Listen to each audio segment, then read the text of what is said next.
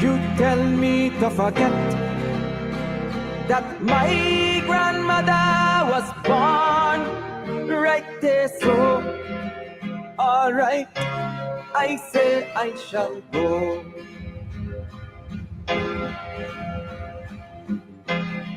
You tell me to forget, it is there I want my own children to grow. Alright, I say I shall go. But I hope you understand how I feel about Emerton, my homeland, my homeland, my homeland. And I hope you know it's true that I would never forgive you, because look what you do to my Emerton. You tell me to forget that you bring bulldozers and push down the houses, so alright, I say I shall go.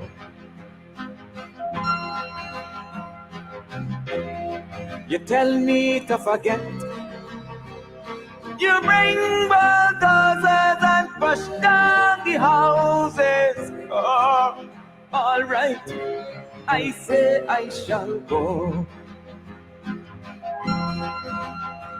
But I hope you understand how I feel about Emerton, my homeland, my homeland, my homeland. And I hope you know it's true that I will never forgive you, because look what you do to my Emerton. Hey, Saturday, put that on, Saturday.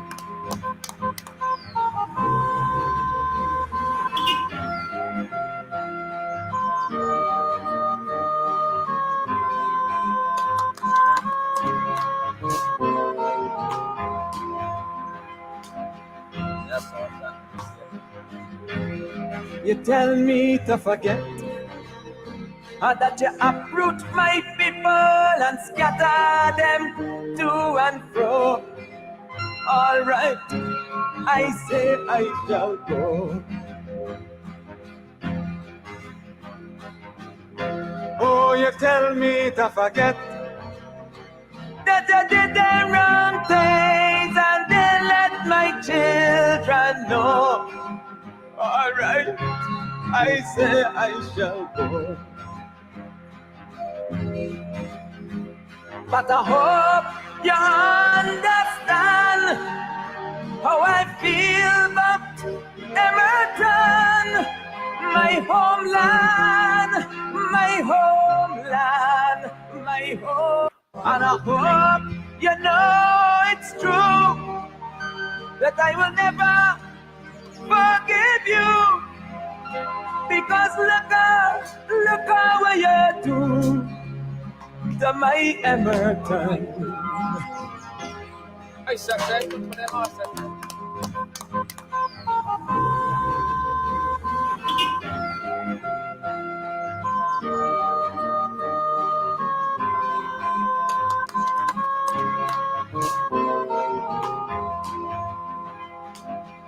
That's all that. You tell me to forget that you uproot my people and scatter them to and fro. Alright, I say I shall go. Oh, you tell me to forget that you did the wrong things and then let my children know. Alright, I say I shall go. But I hope you understand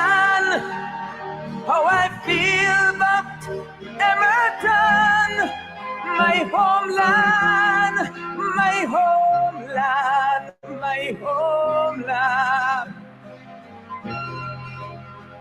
And I hope you know it's true that I would never, never, never, never forgive you.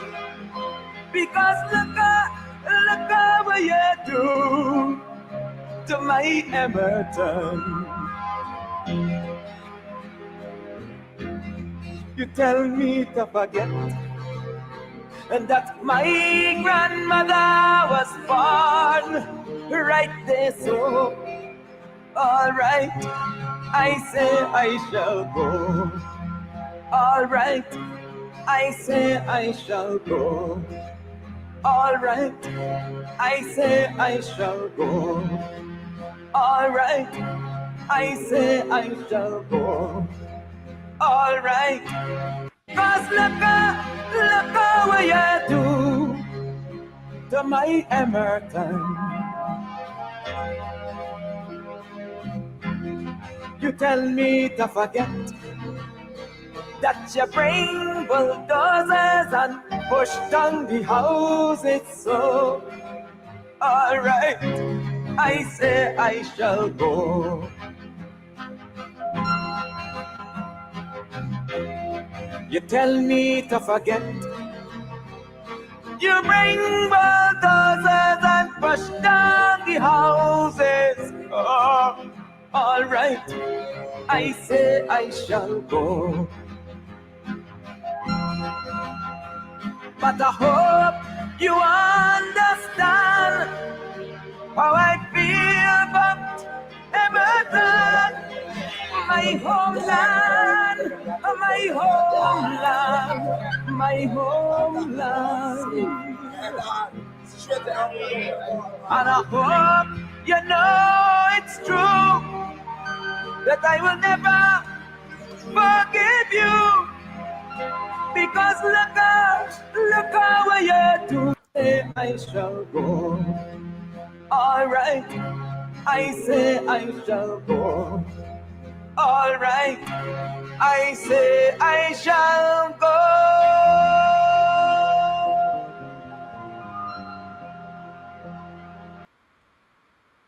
Oh, yes, yes, yes. I will never, ever forget what you did to Mocha Arcadia. I will never forget what you did to the people at Linden. I will never forget what you did to the people in front of the hospital. Never forget what you did to the people at the seawall. You bring bulldozers and bulldoze the houses just so. I will never forget what you did to my Emerton in Barbados. Anthony Carter, the mighty Gabby, you know him from Boots, and more Boots. And I can bathe on my beach. This beach belongs to we, and we can bathe on the beach. Singing there about government bulldozing people's homes in the name of development. And he says, I will never forget what you did to my people. You bulldoze their homes here in Guyana, you bulldoze their homes at Mocha Arcadia, bulldoze their homes in Wisma, Mackenzie. You bulldoze their homes in front, their buildings in front of the hospitals and the seawall. Our Calypsonian, as usual, giving voice to our frustrations. So many of you are saying the first time you've heard this. Karen says first time she has heard it, and it's haunting. And yes, that is my feeling when I first heard it years ago. Haunting and bringing home the emotions of what you do when you bulldoze people's homes. Good evening. It's Tuesday evening. We have Dr. Henry Jeffrey with us here, future notes man. And tonight we have so much to talk about. We're going to get going in a minute. As you would have heard today, teachers are resuming their strike on Thursday. Let's go. Let's buckle up, because their strike is our strike. The government has made it clear it is not going to negotiate with them on their terms. they're saying negotiation for salaries and wages from 2024. The teachers are saying 2019. They're saying no, and the teachers are resuming their strike on Thursday. We just came out of the PPP's Congress. PPP's Congress. Couple of things happened there. They've removed socialism and Marxism-Leninism from their party's constitution, but they've left democratic centralism. In case some of you don't know what democratic centralism is, the professor is here and he's going to break it down for us. So they remove socialism, remove Marxism-Leninism, but they leave democratic centralism. It's one package, you know. Socialism, Marxism-Leninism, democratic centralism is one package, but they removed two and left one. And we'll see the three-card underhand trick that they're trying to play there. Again, at that Congress, they boasted how many African Guyanese how many African Guyanese will go to that Congress, and the PPP is the most multiracial party. But of the 35 members of the Central Committee, 35 members of the Central Committee, the powerhouse, only 3 I can count are African Guyanese: Jennifer Westford, what's his name? I know you all don't want me to call him name, Kwame. And there is a Sarah Brown there. I'm not sure if she's African Guyanese. She might be Amerindian. But let's say she's African Guyanese. That's 3. That's 3 out of 35. So much for the most multiracial party. And all the love for African Guyanese. And they're bringing, Jagan never brought in African Guyanese. And so you bring in African Guyanese, but where are they in the powerhouse? Now, there are 5 non-voting members. And I noticed 4 of the non-voting members are African. So we're going to put them there, but they can't vote. They have no power in the Central Committee. 1959, the PPP voted out at their Congress. They voted out all the African Guyanese from their executive. E.U.C. Kwayana, then Sidney King, writing in the New Nation, he headlined this article, The Rot in the PPP. Jagan came back and he declared the elections null and void. And he said, Sidney King knows why I declared the election null and void. His party voted out all the African Guyanese.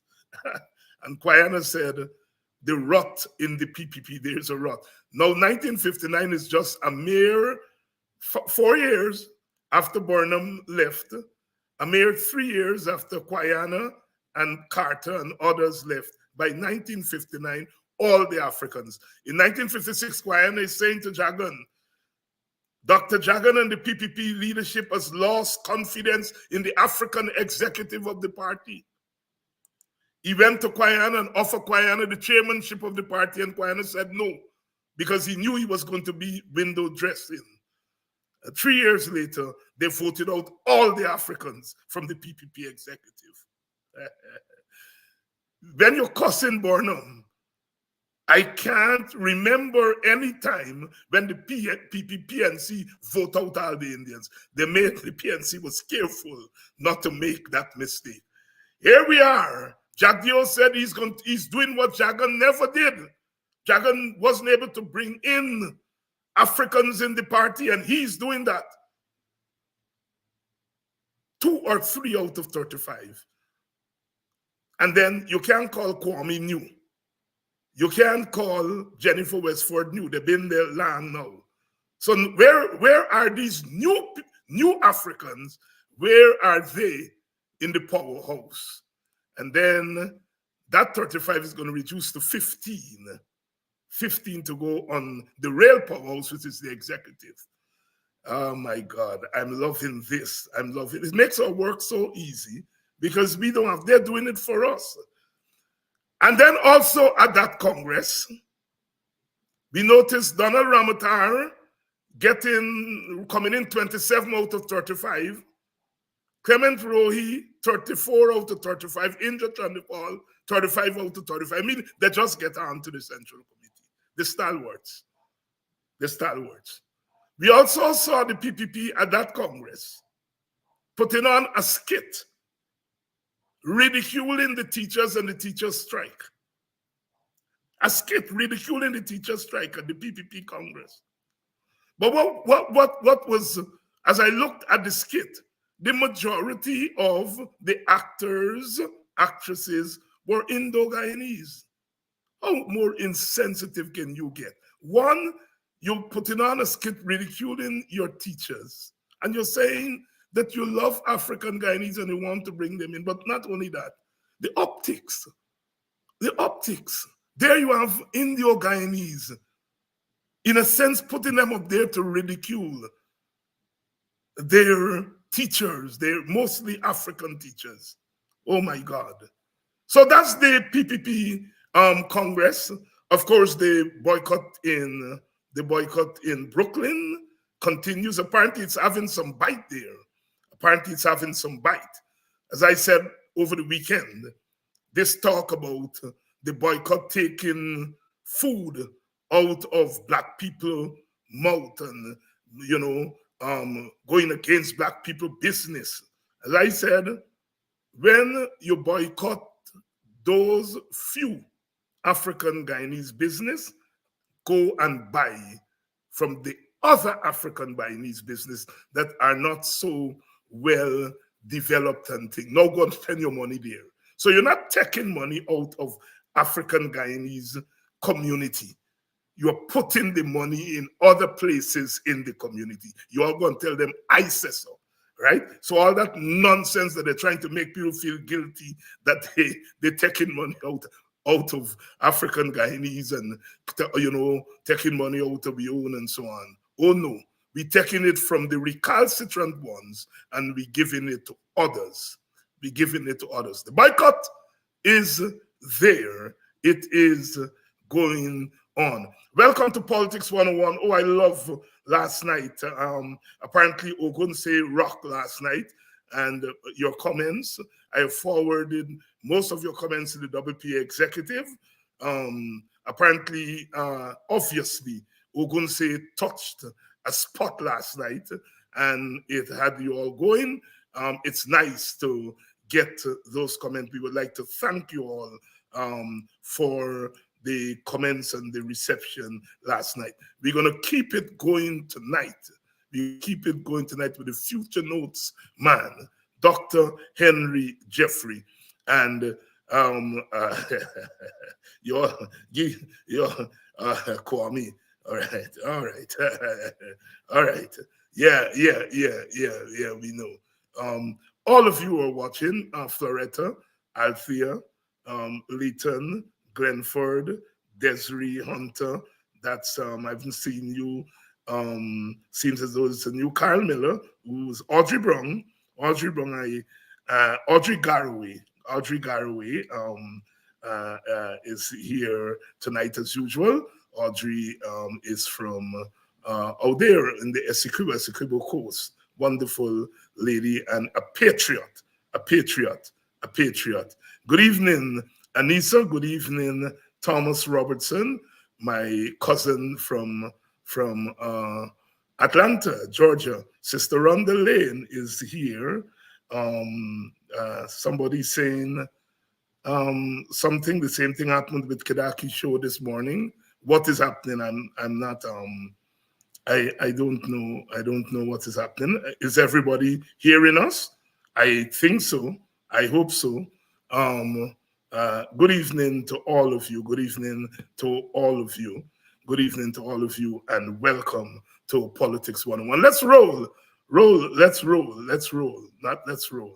And bring in Dr. Jeffrey. Dr. Jeffrey, good evening and welcome. Good evening, David, and good evening to your audience. Yeah, well, let's get started with the PPP's Congress, because in many regards they're proving you right. I just pulled out last night. Again, I have your book here,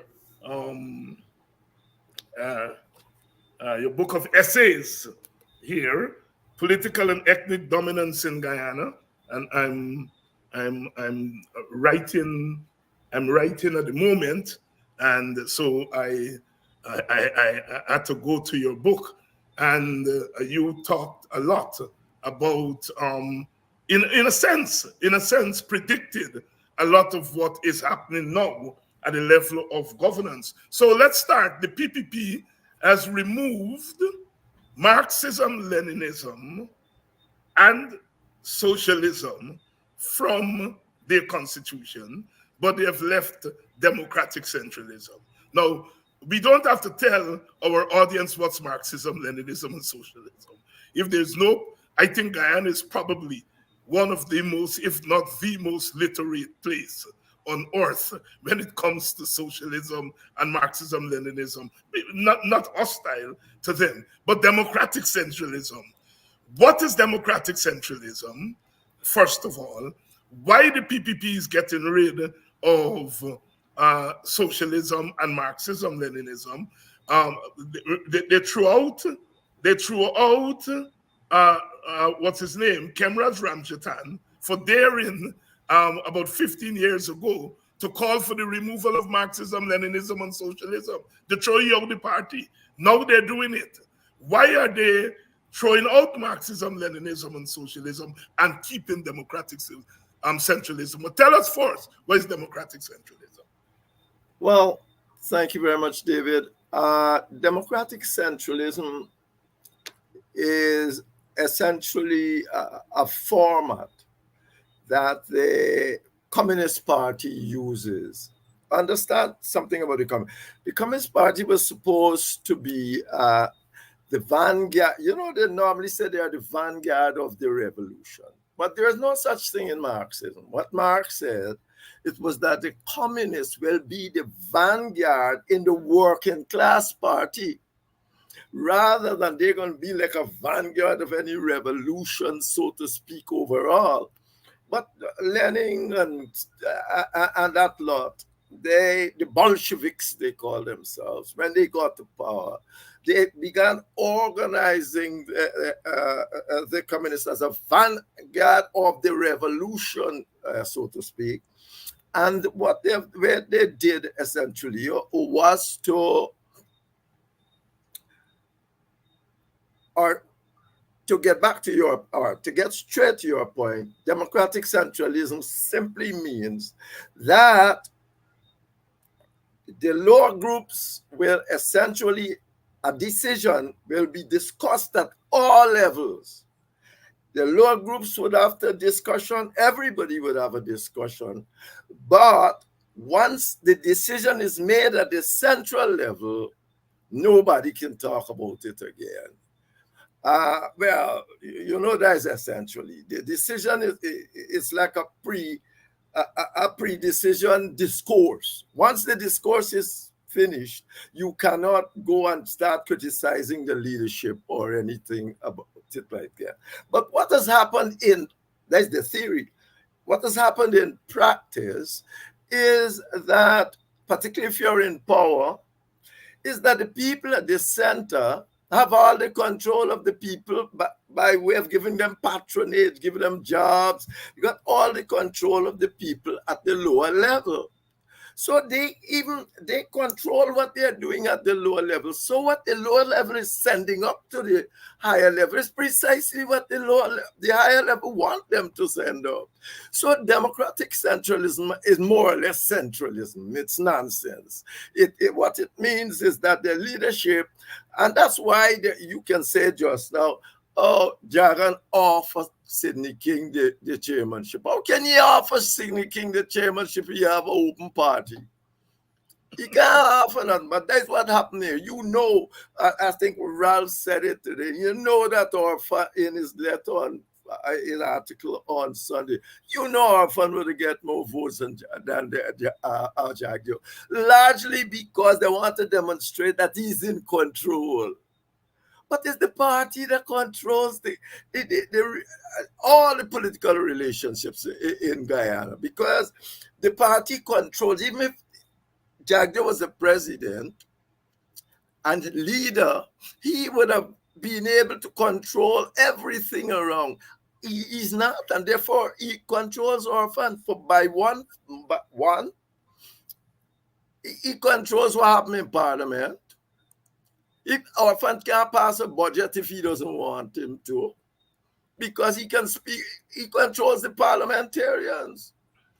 So effectively, he has control. The leader of the party controls the government and the parliament, and tremendous influence over the judiciary as a result. You control two of those. So effectively, that is a democratic central. In theory, what it means that any decision would be discussed first at the lower level, but once you get to the higher level and the decision is made, you can't just break out and start criticizing it all over again. But what is that in practice? Since the party in power has the power to influence those at the lower level, the decision that they have influence over what the lower level will do. Story done. It's more centralism than democracy. Nobody gives any mind to it. Right. So they've gotten rid of socialism and Marxism, Leninism, but they've kept democratic socialism. And you know, it is necessary at this stage when there is a struggle between, the struggle is not really between communism and it's not really between communism and capitalism anymore. That struggle is gone. Communism has gone its way. Communism is only now at best a kind of form of autocracy. The struggle is now between democracy and autocracy. And you're not going to want to be in this region and hang with autocracy too much. You see what's happened to Maduro, and it will happen. And it's happening to them. So, you know, it's happening to them too. That's why people are saying, you remember the USIS report that said, hey, you chaps better create change the constitution, bring in a functioning democracy. That was said in 2021, not clearly by the US government, although they repeat it later, but by expert group. They're bringing an expert group to say what USA had brought in an expert group to say how Guyana should be organized. And they say get rid of the winner-take-all political system is important and create a functioning democracy. So effectively, and then, of course, the US government used that here and there to speak on Guyana issue. So this is essentially why they have gotten rid of it. It's not a relevant issue anymore. Nobody's really a communist anymore. So you get rid of communism really don't mean anything in real terms. And since Mr. Hoyt brought everybody into the capitalist era, since 1992, the PPP has worked that system perhaps better than the PNC. So they were all capitalists all the time. And to be truthful, their constituents are essentially capitalists. It's they and the Jagans were forcing them into all sorts of Marxism and all that. And they're coming under severe criticism, even from within the Indian community for that any big communist, but we support you and so on. And that's what. So they get rid of that is not a big thing. But like what they don't understand, or what Guyana don't seem to understand, is that the PPP can get rid of the form, but it doesn't necessarily get rid of the content. And the content, the actions, you can get rid of anything. The actions of a communist government is that essentially autocratic. It's a dictatorship. And that is why they can't get rid of democratic centralism. They can't get rid of the dictatorship where they control all the people in the party. So they can get rid of the form. You know, that mean nothing more. It's gone. But they will not get rid of where the rubber hit the road. control over the party. So they can determine if Orphan get 10 votes or Bard get 20 votes, and everybody, they talk to everybody at a lower level, and that's what happens. That it's this talk of the PNC being thing. The PNC, I've written it years ago. I said the PNC is far more democratic than the PPP, far more, and that's why you are having the kind of quarrel you had in the PNC. You won't have that in the PPP. You will have that in the Democratic or Republican Party, where Hillary Clinton almost went racist against Obama when she was fighting because in the primaries, and what's happening. So because it's primary time, Mr. Ford want to go after North and all sorts of things they're saying, I've not been convinced yet. But what I am saying, that goes on. When you're a Democratic Party, you don't wake up in the morning and hear, Donald would be president, he ends up president, and then Orphan would be president, and he ends up president by some kind of democratic centralist process. So it's the form. They are always getting a form, but not really the content of what they're doing. At the Central Committee elections, our friends Donald Ramotar, Clement Roy scored very low. I think Donald is about 26 or 27, Roy to 34, which means he barely get in. And Inja Chandra Paul were also part of that generation of PPP leaders. She just got in. She was number 35. What do you make of that? What does that tell us? That tell us nothing, that the leadership is shifting them out and the leadership want them there. It's they organize these numbers. They have been telling people how to vote. So there's all it can tell you, that, Donald, now great, you're a president, you're marginal, we can't totally throw you out. And what is he doing for anybody who want to throw him out anyway? I wouldn't know. But why should he be this big thing in the party? People, they got to motivate people for elections and making Donald the big thing in the party, giving them not necessarily make him a contribution. There are other people that needs to go and vote, and you were talking about the skit and the teacher's skit. But they put all Indians in that thing to show to the Indian community. PPP does that all the time, that you mustn't vote for the Africans. That's what they've been saying, that the GTU is about Africans, and they do that to tell their constituency that they do it all the time. Yet they come to your constituency and tell them one Guyana.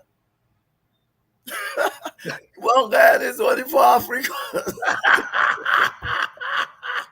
So one Guyana, but not one PPP. It's a joke. It's a joke. So, and because they are son, they could have got an African or a Swan up there in that little group to do the skit. Regardless of where it comes from, even the communication specialist would have said, that might look too good there, if it was something. No, but they know who they're saying. They're saying to the Indian teachers, don't go out there and vote. Don't go out there and strike. That is what they're saying to the Indian teachers of this country. Don't go out there and strike. Don't go out there and strike. Dr. Jeffrey, what lesson all of this coming out of the PPP Congress? What's the lesson here for African Guyanese? Because clearly African Guyanese have been targeted by the PPP, whatever the reason. What lesson coming out of this Congress is there for African Guyanese? I think that the lesson is that you have to be at the table. The major lesson for me is that in any future arrangement, you have to be at the table to protect your interest. That's it. You have to be there. You can't depend on anybody else than your representative one way or another to protect your interest at that table. The PPP will not protect your interest. You have seen it quite clearly all over. They run into churches, all sort of things. It's camouflage. It going to Brooklyn and barbershop, it's camouflage. The next thing you turn around, they go with another investigation. What are they investigating now? So the people call upon them to investigate the atrocities of the 2000 and 2006. Oh, they jump on that. They're jumping in.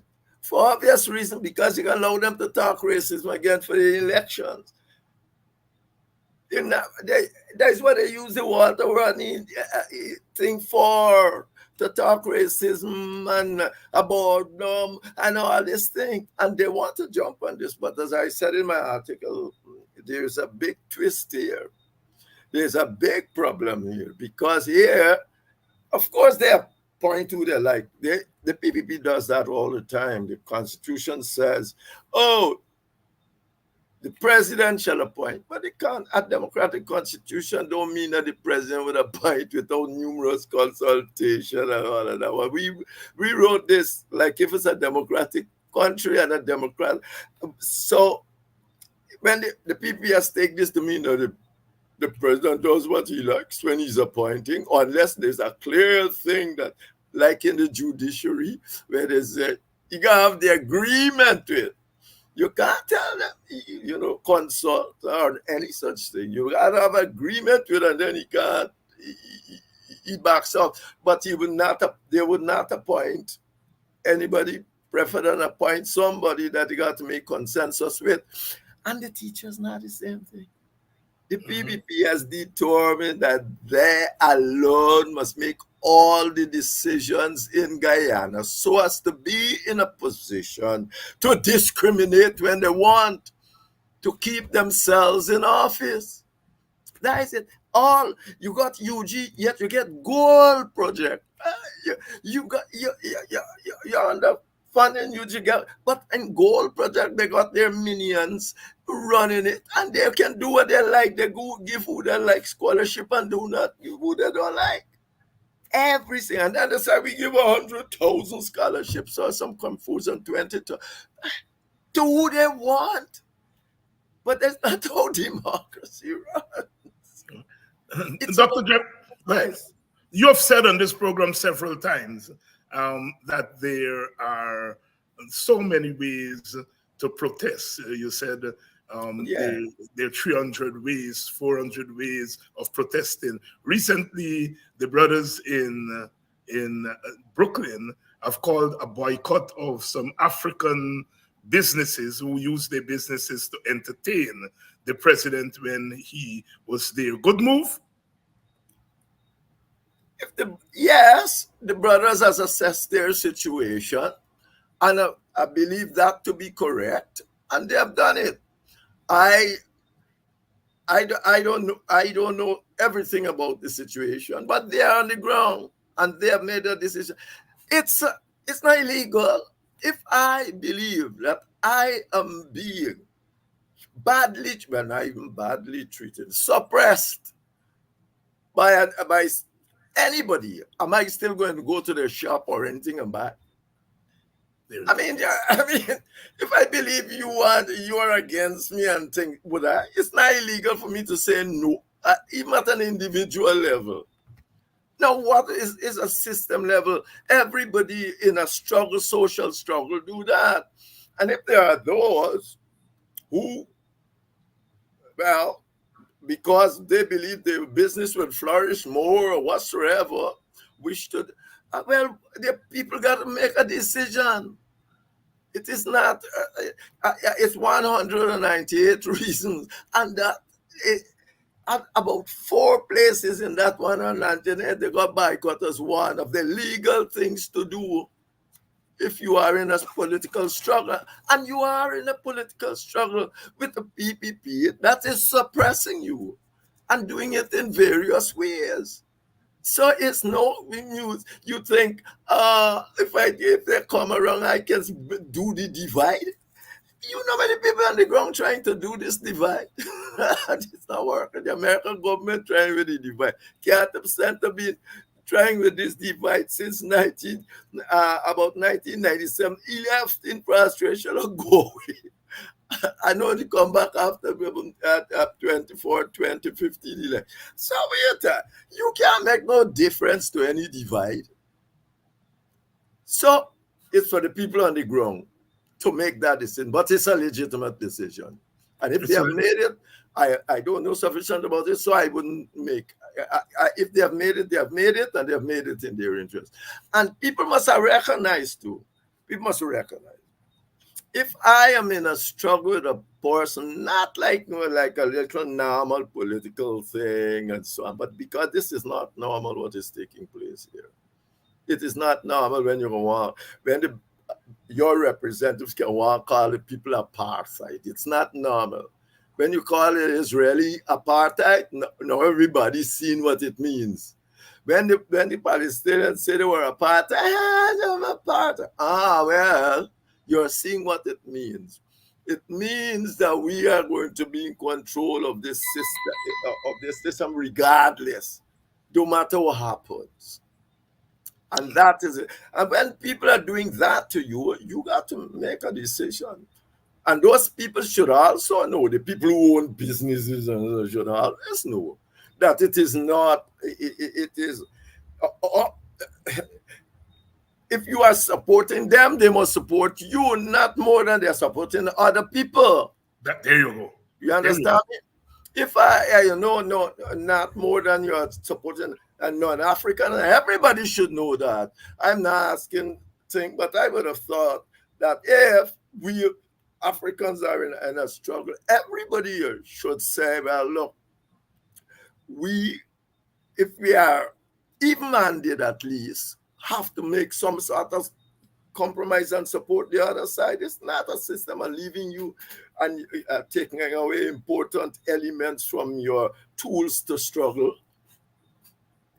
Dr. Henry Jeffrey, please share the link. You all are moving a little bit slow tonight on sharing this link. Yes, we do have a full house, but we want more people to hear this message. We do have a very, very full house tonight, but please continue to share the link. Please continue to share the link. We are discussing a number of issues here tonight with Dr. Jeffrey. Dr. Jeffrey, you have been talking about power sharing, shared governance, and you have been saying that it is imperative that we get there. And I want us to examine how the PPP dealt with that matter. Jack Dio said no to power sharing, but he directed his remarks at people like you and me, not the PNC, right? He said those who are advocating for power sharing must know that there must be trust between the PNC and the PPP before there is power sharing. Is the PPP taking advantage of the PNC ambivalence on power sharing in order to say no to power sharing? First of all, what Jagio says, what the PPP now always say. There you go. You know, yes, the PNC behavior, the PNC are coming out clear with nothing since Corbyn. There you go. Corbyn came out clearly and said, since then, they're all over the place and not even certain where they are. And they will end up with having black people in Syria. I warned them then that they're going to do it again. You know, yes. No. And I want that point to be made because it's a point that being made there. At the PNC, if they continue with the stance that they're endangering black people more, their own constituency. And last week, Norton came out with a full-throttled support of the boycott in Brooklyn, and he made the clearest statement on the PNC's view of African Guyanese discrimination and oppression. He wasn't mincing and mixing words. Very, very clear. But we did say on this program that we welcome that stance by him, but we feel he ought to go further because they are endangering black people as we speak. But back to you. But of course, there's no question about it. You're not asking for anything that will endanger Indians. There you go. You are not asking for a thing. I would not be party anything that endangers Indians or any other ethnicity in this country. So get that quite clear. But I will be asking for something that is of, if Guyana is to go forward, it has to be It has to be, and you cannot. I don't see how it is possible for you. But let me go back to this thing. So effectively, I believe that the PPP has been saying this since just about 2004. The same thing. They can't pivot. It is like if they can't even think of something. Trust. What is that? It's too amorphous a term. Every time I get into my car and I drive out there, I got to trust the other driver. I don't even know him. But what do you think I trust him to do? To know his own interest. That's all. When I drive out there, I said, this driver, he knows his own interest. And he's not going to run into me. And he's hoping that I don't run to him. I don't have to have any more trust than that. And if he errs, now if he do something deliberately that would suggest that he does not understand his own interest, you go and charge him and you got rules. That's the process. You put in one process and say, I don't have that trust. Trust? PPP, PNC ever try to blow up Parliament? They don't go there and talk all their talk nonsense and all day. And you're not paying any attention to them. You are not closing down. You don't even want the Public Account Committee to work. And I say, well, people, they really trust you because you understand. And I see them go and blow up Parliament or nothing. So what is this trust you're talking about? Once you put people in a position, trust is too amorphous. You trust people at one level of trust to another level of trust. If look what happening even in Suriname, to become a president, you gotta get 60% of the votes. That's why, because they don't trust each other. Certainly. But only to a certain extent. The ethnic group want to have certain thing to prevent you from taking the advantage the PPP is taking on an open system.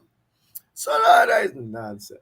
You don't know, and we are democratic and they are not. Well, look, you want democratic centrism and call himself democratic. Don't let me go further the re-election. There'll be re-election for the longest one. But let me leave that alone. And these things, that's what I said, these things are forms and words that they just use as the same words. So it does not, I don't know who it ricochets with now. Some of their own people saying it's nonsense. 20% of the Guyanese, only 20% of the Guyanese people could say they are certain that this government legitimate. 20%. And their vote is 50%. Only 20 people are the people in charge. And they're talking about democracy. Democracy is a joke in Ghana. I'm not only talking about the PPP, I'm talking about the PNC too. It's a joke. You have to have you got to have a system, properly organized system and properly structured system, away from any power sharing. You still got to have proper electoral system working in this place. You have to have a proper system, says Dr. Jeffrey. Last week, Mr. Jagdio at his press conference said the PNC uses fear to keep black people under control. Oh my Lord. And he said, and we in the PPP, we use fear too. But our fear is justified. We are fearing rigged election, and they are fearing race. Please give us your wisdom on Mr. Jagdio. What are you asking me to talk about nonsense for? Because essential nonsense. These are just wars. He rigging election. There are rigging elections there. 5,000 of them voters wouldn't vote. The Americans know that. The Americans can know that because all they have to do is pick up a phone. In 5 minutes, they'll know who went to work in America and vote in Guyana. So I don't think they don't know it. And therefore, I don't think in Chaddy and Barnum time was a bit different. Because remember, they're scared of external forces like communism might come and want to overthrow the democratic process. But now it's different and they're under pressure. Why do you think they run into churches and all this thing? You remember our friend Roger had said, maybe they took him to heart. He had said something to the effect, not like long before he died, as a matter of fact, about a year or so before. He says, if I knew what I know about churches and black people, PPP might never have to leave government. Yeah, yes, I remember him saying that. Yes. And you know, I said our fund must be taking it up. You mean go to them churches and think you go fool black people. That he's the man. I'm the man. I mean, it's foolishness. Yeah. Dr. Jeffrey, your column this past weekend was the PPP's democratic deficit. I suspect that all of what you said here this afternoon spoke to that topic, but I would like you to put the column in perspective for us, the PPP's democratic deficit. Well, you remember that the UN Human Rights Commission says that the PPP should do an investigation into the 2006 extrajudicial killings and make charges and lock up those who were so on and so on and so on. Okay. So, and that thing hit the PPP very hard, because now they are not, PPP can't just walk away from a thing like that, because it's a UN committee and it's the US representative. All the Western representatives tell them clearly, even Spain, all of them say, hey, you need to do this. Sorry, God. They said we're going to do this. But I don't even think they think straight, because effectively, if you go there and do that, no, they can't do it in the Aram Scarum way they would do it before. They can't simply go and say, oh, these are our commissioners, this is our term of reference and all of that. They will have to make it any sensible and credible. They will have to include people beginning from the first stage. They'll have to include people, the opposition and everybody, and social and civil society, into getting terms of reference, into getting the commissions and so on. But guess what else? Now, one of the people that has been accused in all of this is the former president himself. So it makes it more important that they do this. So any commission they're going into in the future, they will have to make it open.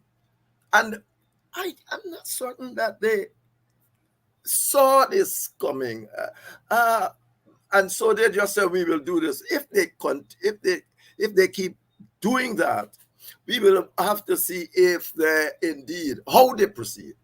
That's it. Because they've been doing things like this all the time. I said, every time, as you rightly said, most of how the PPP behave, they believe that,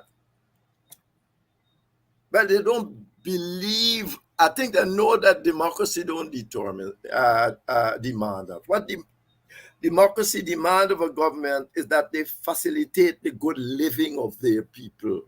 They don't have to do everything themselves. So you can facilitate local government. You can facilitate independent organizations, civil society organizations. They are saying, for instance, they want to go against a party because they are saying it should have been a government department. You know what I mean? If it's a government department, we don't control it. Yes. Why it can't be what it is, and you facilitate them doing that.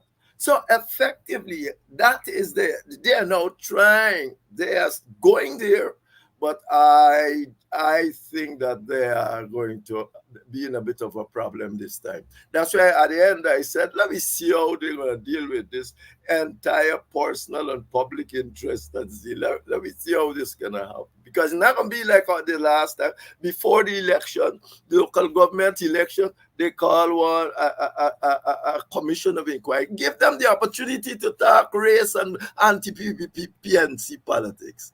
That's what these commissions have given them the opportunity to do.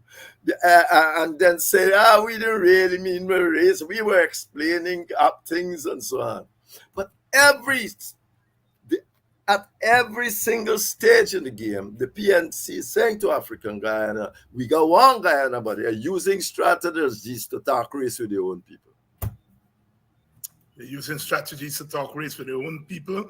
I notice you all have upped the ante here and you all are sharing the link. Franklin, I will take a look. Franklin Boston, I will take a look. I've noted your recommendations of the videos that I should look at. I shall look at them.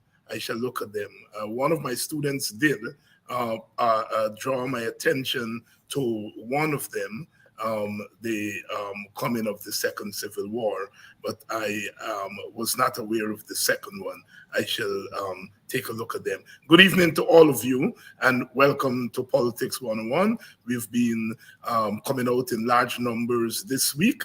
Thank you all very much. Thank you all very much. I would like to thank all of you who have sent in your donations. Thank you all very much. I thanked some of you by name last evening. I want to thank you all again. I also want to thank you all for welcoming our new program on cricket that was launched on the weekend, and the numbers are as good as our regular numbers on the politics section, and in some cases even better. I want to thank you all, and I want to say that the show on music, political music as political discourse is coming shortly. It could be on within a week. So we are trying to diversify, as they say, because politics is not a one-dimensional thing. Politics come in various forms. And so thank you all for supporting us. Please continue to share the link. Dr. Jeffrey, the Guyana Teachers Union announced today that it is resuming strike action on Thursday. A little bit too late. What's your take on it? I think it's the right time.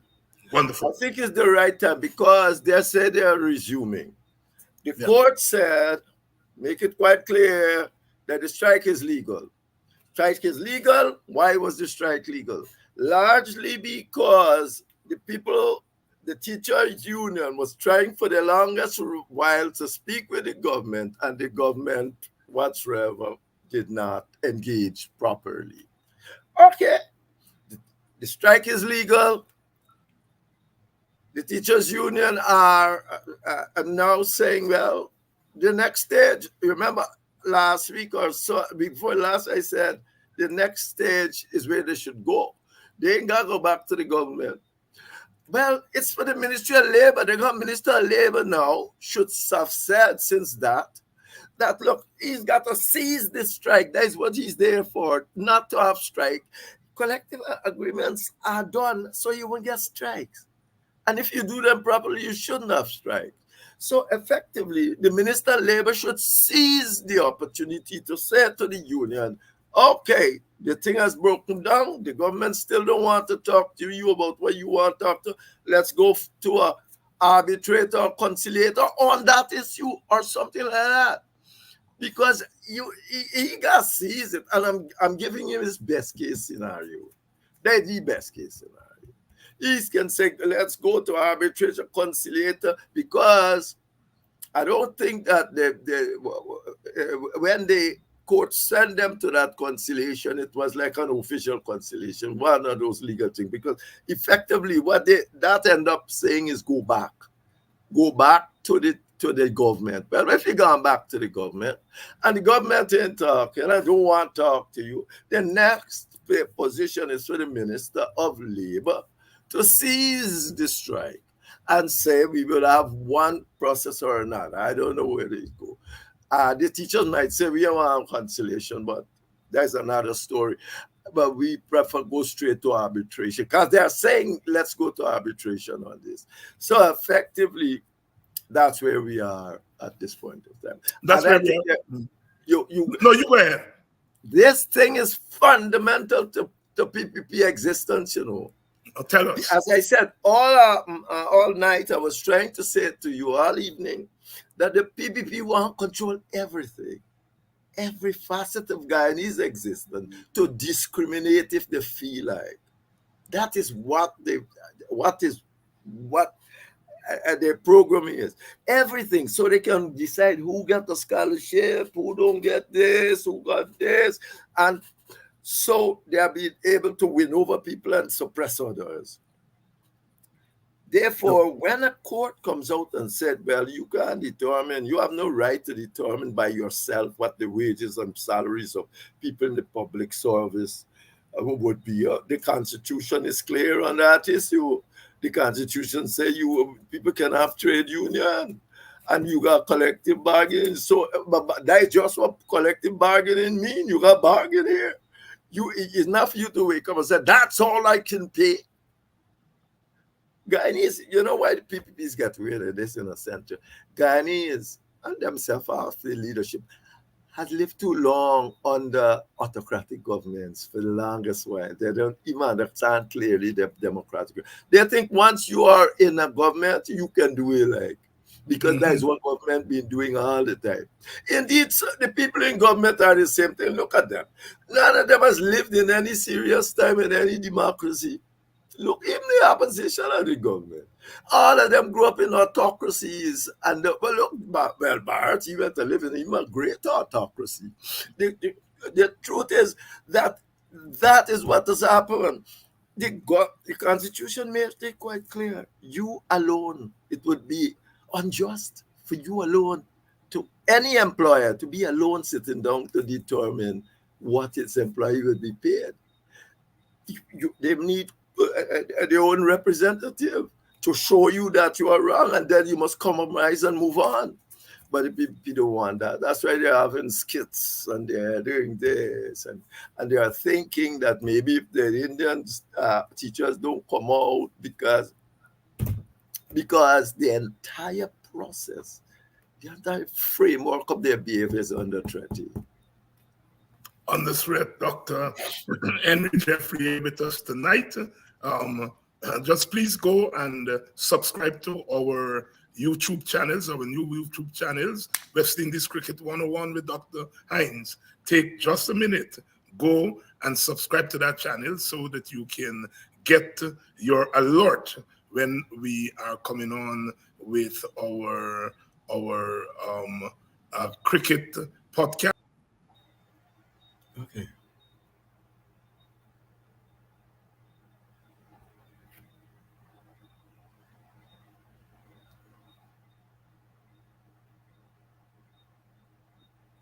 Oops, I think I lost you there for a minute. Dr. Jeffrey, the PPP through the vice president made a statement last week. He said the PNC pauperized Black people by steering them to the public service, and so therefore the PNC has no responsibility. The PPP has no responsibility to them. That is a hell of a thing. Yeah. I mean, wait. So when all of our parents been sending us to school because they thought that they were doing the thing to get us in a nice job and get us educated to go in a nice job in a nice place, like many people around the world, they were doing this. Our parents, this cannot do it. Parents. You see, Black people were teachers who teach off the Indians who were steering their people towards business. This got nothing to do with the PNC. It's all the black family look around them, spend all the last cent to send us to school. And so that when we leave, we're going to get a nice job and have a nice life, become teachers who taught this entire country. And now you are saying that, what? I don't believe he said that. I can't believe it. I can't believe it. That's the biggest stupidity I've ever heard in this life. PNC wasn't around when they were doing that. There you go. There you go. You know, this is nonsense. And they mustn't tell. I mean, he said it, and we played it here last week. We played it here last week with him saying that the PNC pauperized black people by steering them into the public service. No, black people hasn't been pauperized because they are not in business. Indeed, if he was running a proper ship, the people in the public sector, and Jerry Jagan says so, that's the thing. People in the public sector should be paid sufficient, where he said at least 80% of the highest salary in the private sector. So it's a system, is he profitize black people. He and the PPP. Because if he pay these people correctly and don't cut the salary, give them 5% at the end of the year, they're supposed to give them, even at the beginning of the year, they wouldn't have been where they are. He has pauperized them, and no one blame the PNC and your parents. Yes. He's paying black parents because the PNC wasn't there. The PNC didn't make those decisions. And the black people might well have a culture of one going to public service, but there's not PNC creation. Half the PNC people were created under those systems. You don't know the difference between culture. Anyway, you don't see the up. It's I pass. It's real I pass. It's going. They got nothing else to say. He said that my mother pauperized me, sought to pauperize me. Yeah. That's what that guy said. I can't believe it. When he got all the resources, not dividing it equally. Indeed, he's skewing it away into private sector, precisely because he knows who he wants it to go to. And now telling me my mother pauperized me. He must be a joker. I don't even believe it. That certainly wasn't his intent. I think Dr. Jeffrey, I think is a case of narrative. They're basically justifying what they're doing, and you said it there. They're basically justifying their pauperization of the public service. Yes, because I think that we are just continuing what your parents. When you tell them. When you say to them, all right, if you are saying black people poor, and it's not your responsibility, do an ethnic disparity analysis. You know what? It's down you running from, because the Americans, the State Department promised money to help do an ethnic disparity analysis. He don't want it because I know he's admitting that you're pauperized. Yeah. Right? He's admitted he's pauperized, because to make that statement is to say that they're pauperized. The interesting it's not the PPP fault of being in power for 30 years. Right. What they do about this pauperization that made it worse? Yeah. He's admitting that they're pauperized. David, we have been here long. You know, the interesting thing about that guy is Teacher George Young in Buxton, he used to say, be careful that by the mouth to run, you got to wear bib. The more he speaks, the more he lets He don't mean what he said. He don't mean that. He can't mean it. He can't mean it. He's just trying to make excuses for the pauperization of black people by the PPP. So if he go and do an ethnic disparity study, and some of his own people, they want to call it their own thing, they're saying, oh, let me just call it an ethnic analysis and also. But if they only do it, they're going to find out that black people pauperized, and they were being pauperized under the PPP. They'll find out for the last at least since 2000, they've been pauperized. Neil clearly, Neil says if the WPA is to make an impact in Guyana political landscape, it will have to contest the election separately. At present, the PNC is left with about 150,000 supporters, of which 50,000 is up for grabs for WPA, but their leaders are short-sighted and is focused on some sort of miracle or illegal reasons for victory and power. You, old people say, you want to put my belly pump plim plum. basically, obviously he's a PPP man. He's saying to us that split up the go separately. we hip to that, my brother. We hip to that. The nature of the Constitution don't make sense of it. That's right. Yes, it doesn't make sense of going separately, because if you are about 50%, you go separate and you take 10, you still can't win the presidency. The other man win it and go on and do stupidness. So it's the nature of the Constitution. So it don't even make sense to say split up and do that, because you will only mostly take votes from black people. So exactly. The WPA said it wouldn't join, but was forced to by the nature of the Constitution. It's not simply because they wanted to join the PPP.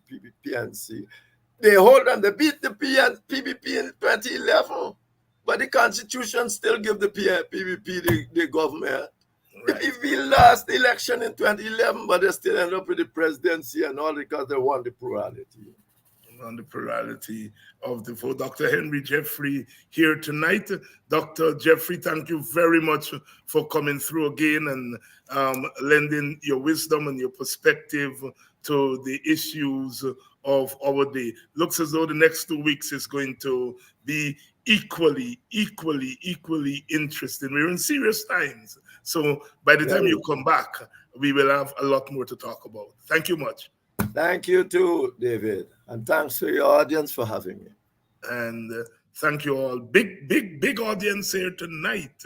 Big audience here tonight. And so it was last night.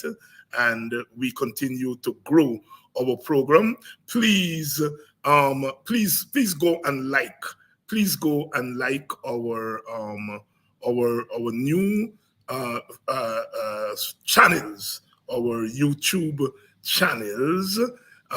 Make sure you go take 1 minute and go to YouTube and subscribe to our channels.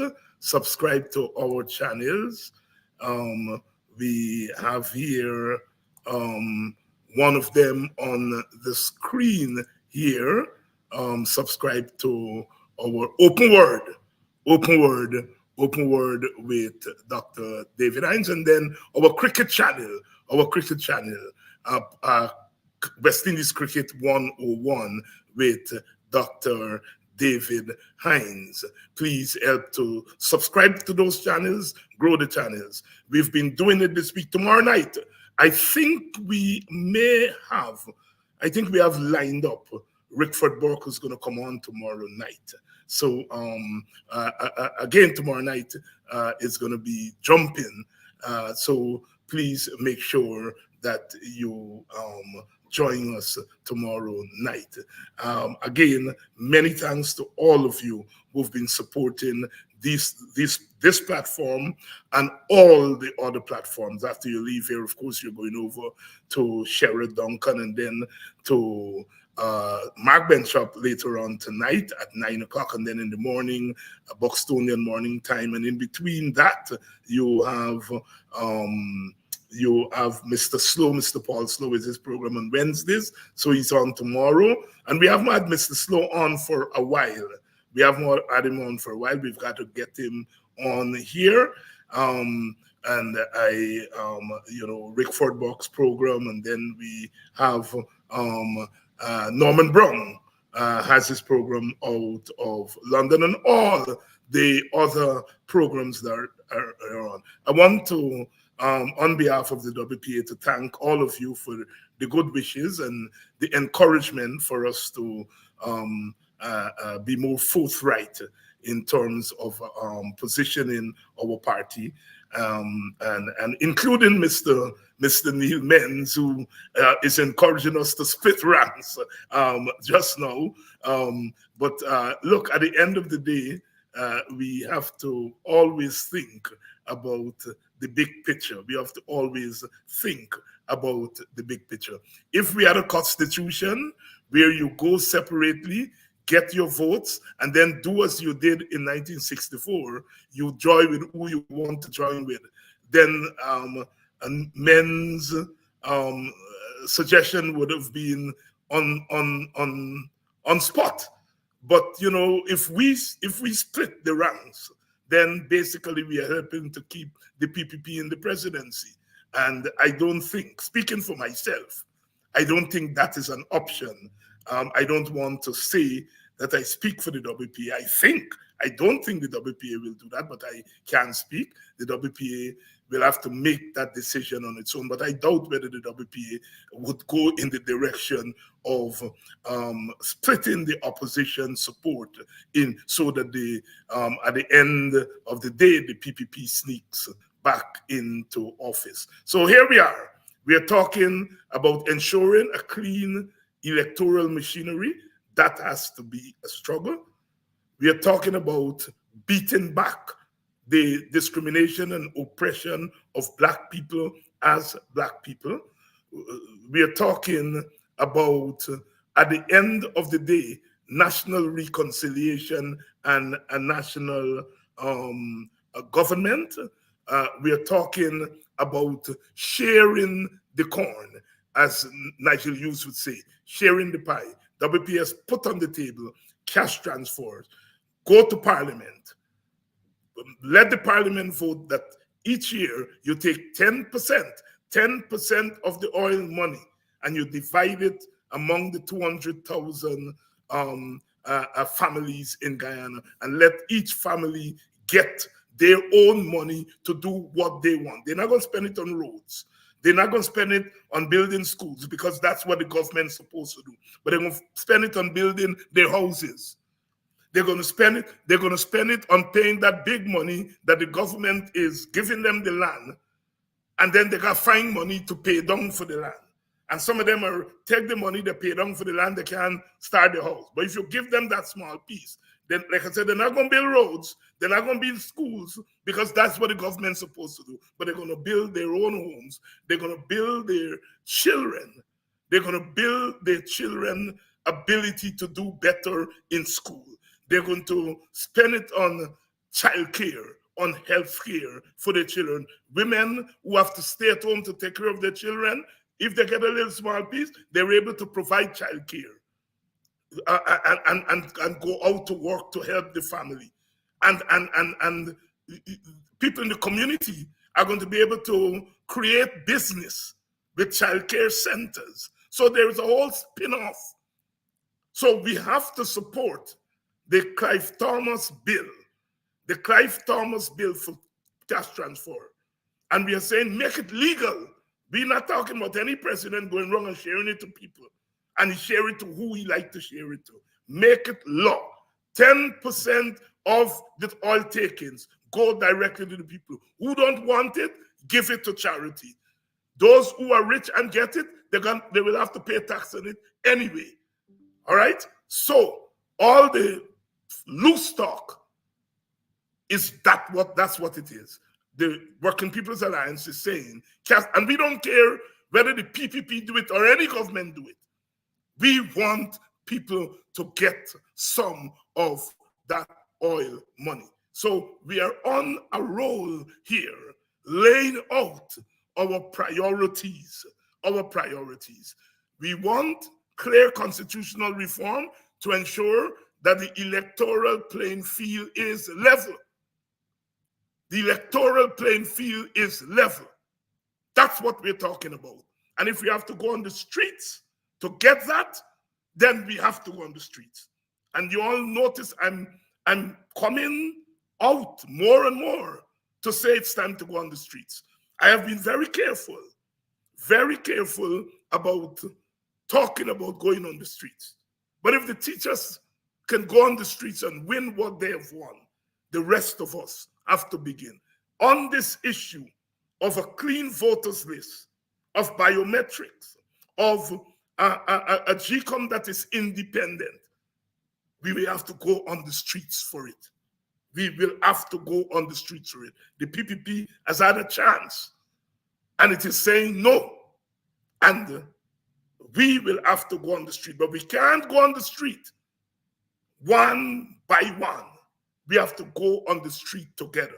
And that's what I'm saying to my comrades, brothers and sisters, and even those who are not brothers and sisters in the PNC. The longer you all take playing around, the more you all are endangering Black people.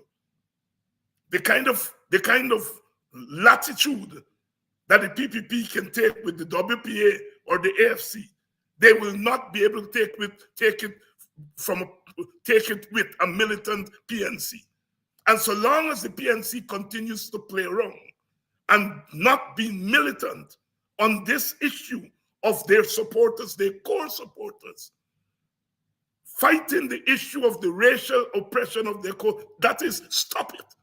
To stop the oppression of their core supporters, the PNC has to lead that struggle, because they've been blessed with the votes of Black people. They've been blessed with the support of Black people. And they have to come out and take a stand. It is time that we begin to think about going on the streets. It is time we begin to think about going. The teachers are going back on strike on Thursday. We have to support those teachers. This whole nonsense about strike being political, the teachers' strike is their strike. But the rest of us who are not teachers, we must support the teachers. So let us get ready. You all been talking about boots on the ground. The teachers are going on strike. Now is the time for you all to put on your all boots. And let us give the teachers more support than we gave them the last time around.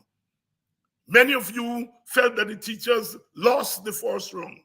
But to ensure that they don't lose the second round, you all have to come out and you all have to come out and go with them. I understand Pastor London is hosting tonight on Mark Bishop. I shall be watching, and I hope you all watch. So good evening to you, Mr. Albert Morgan. Good evening to you. Thank you very much for your continued support. I haven't seen young Morgan in a while. I haven't seen him on. I don't know what is happening. I have to find out from his partner what's going on with him. But again, the teachers are going on strike on Thursday. Let us not make that teacher strike a waste. Let us get behind the teachers. Let us get behind the teachers. The teachers are carrying on their own struggle for their wages and their salaries. And we have to support them by carrying out a struggle for our own issues. And I'm saying that a clean voters list, biometrics, that will lead to a level playing field electorally is imperative. So please, please, I'm asking you all, let us get ready for Thursday. So I'm going to see you all tomorrow night. Until then, be good, because if you're good, then you survive for tomorrow. You survive for tomorrow.